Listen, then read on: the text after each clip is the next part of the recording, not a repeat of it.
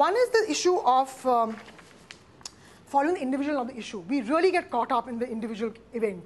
Okay, so we get caught up in one case, and we don't think of it as being symptomatic of other cases, or maybe after 1 or 2 days of coverage of that case, we need to broaden the lens to look at other things. We sort of keep forgetting to do that. And I constantly talk to media people and say, why don't you have a day to look at other things? There's so many other things connected to the story, which you can still keep covering the story but in different ways. But it's so stuck to that. The problem with looking at one issue and one event is, so when a court reaches a conviction, you drop the case. Or when you lose interest in that one person, you drop the case.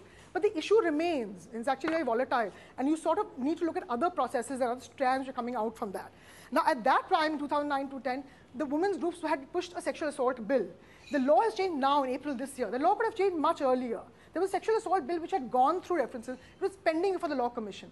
No one thought it worth saying the reason why she's not getting justice in this case is because the law is weak. Article 354, under which was IPC, that's maximum the law could give.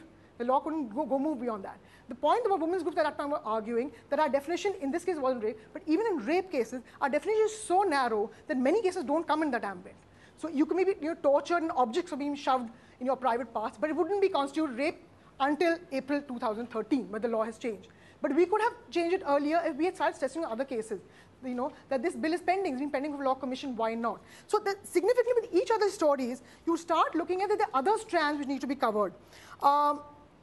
So for example, with the recent case, the Shakti Mills thing, the story to cover, for example, for me, which I kept finding fascinating, I thought about people are not looking at that as of May this year, we changed the criminal procedure bill, which means you can go to a private hospital. You don't have to go to a public hospital. If I'm a rape woman, I don't have to go to a public hospital. I don't have to go to Cooper. I can go to Just Lok. I can go to Hinduja. I could go and the law just changed in May this year. This is the information your readers wanted to know. They wanted to know that if I went to Hinduja, if I went to the private hospital, if I went to the Ambani hospital, how would I be treated? Would they have the similar protocols in place? Do they understand the new protocols have changed as of May this year? So for example, that is what the story of a day 2 and 3 should have been, that in case this happens to you, this is what the criminal procedure. Most people are not aware of that. The other thing is, of course, with this, clearly is the class bias. Clearly we cover crimes committed in the body of the middle class women are covered. If poorer women are involved, those are crimes we're not very particularly interested. Poor, tribal, rural, slum women, those are crimes we don't want to cover beyond a little brief if we cover a brief. But basically, those are just ignored. There's also very visible class bias when we cover on men from upper middle class who are accused of rape or crime. The bias towards them versus if lower class men are accused of it. So this is a story from the international student rape case in 2009, where how the headline house was open for to friends for fun, and the first paragraph is not clear here, but I'm going to read it out to you. This is the first paragraph. One was a guitarist, another played basketball. Some were soft-spoken.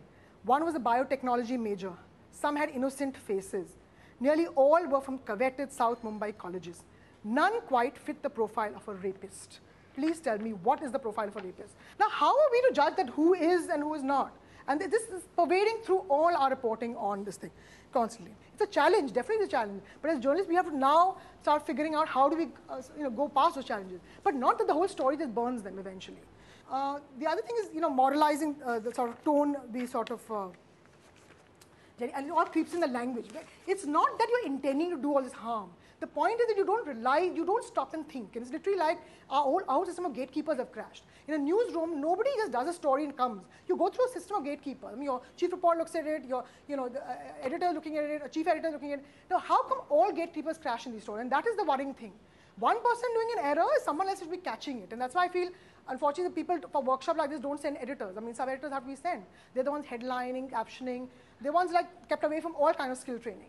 Why not? So, and the language you use, a reporter can use, a sub-editor can correct it. So you need, editing staff on this, senior editors, juniors, everybody, because you need to understand how you are sort of, using, language and how some little strands of things you give start moralizing, start passing judgment.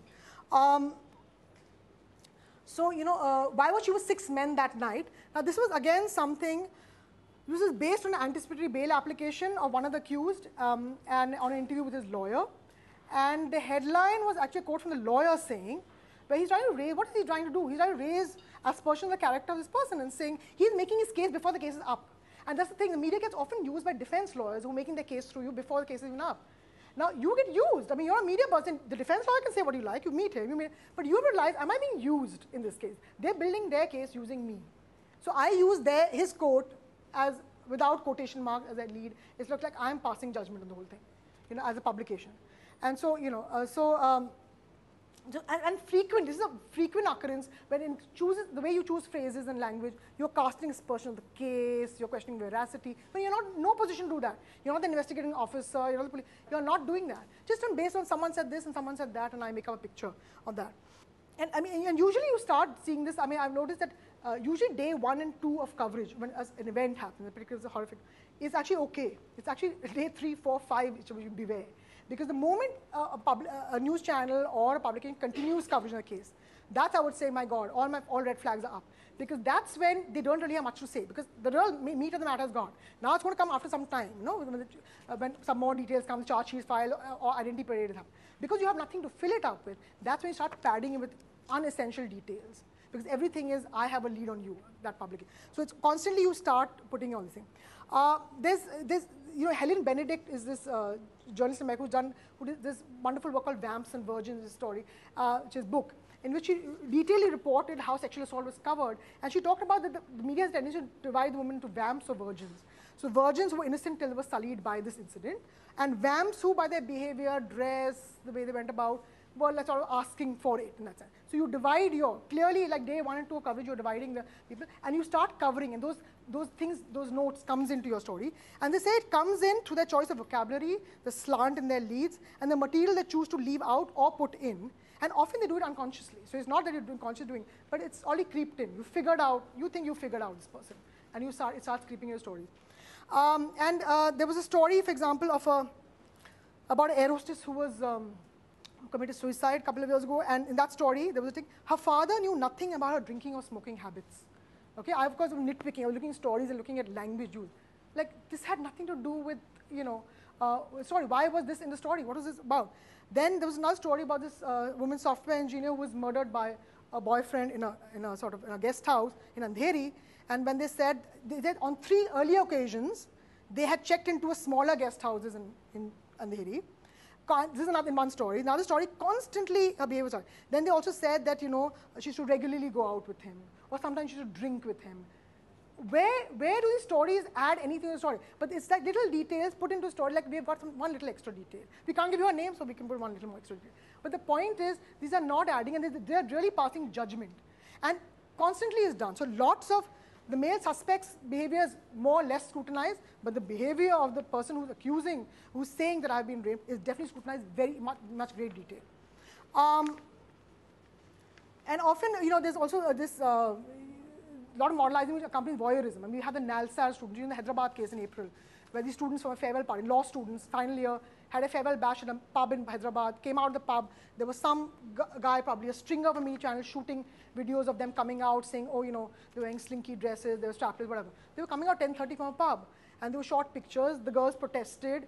They thought they'd taken the phone for which had been shot. Obviously, some other footage, some other guy was shooting. Then next day, so many Telugu channels are playing that footage, saying, look at these Indian girls, look at these Indian college girls, what they do, what they dress, whatever. And so all these channels saying they're leaving Indian traditions behind in tatters. Hyderabad hot girls caught nude and drunk. This was like headlines on there was YouTube videos, there was things, they were all over the place. They were law students, so the law students took it up as well. So the Nalsar law students took it up and said that this is our private part. We caught out the people shooting our pictures, and we sort of, we're supposed to. And then not only you run the story, it's a voyeuristic story, obviously, nothing else but you're shooting pictures, and the same news tip was shared by all the channels. So obviously it's one stringer shot.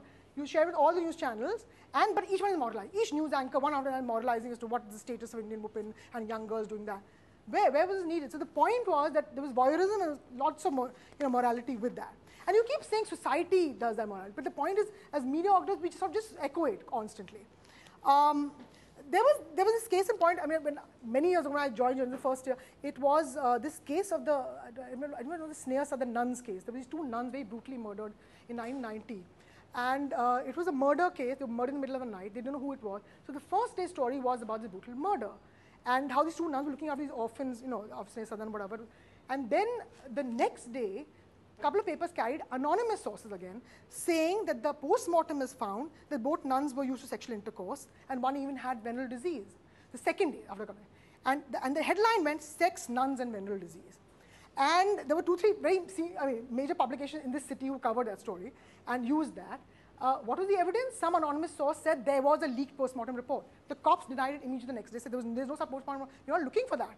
This is a clear case of murder. There was no, this is the other thing. There was no rape involved. There was actually just brutal murder. What was this story saying? There was a huge outrage in the city. The Catholic community came out, and a huge outrage expressed. Press council written letters. But by then, the damage had been done. This is what happened. After that, ever since, if you refer to that case, nobody even calls it a murder case. People even call it a rape case. People call it, oh, there were those nuns thing, and it sort of anyway it died off public attention. But the point was, till today, the case has been unsolved.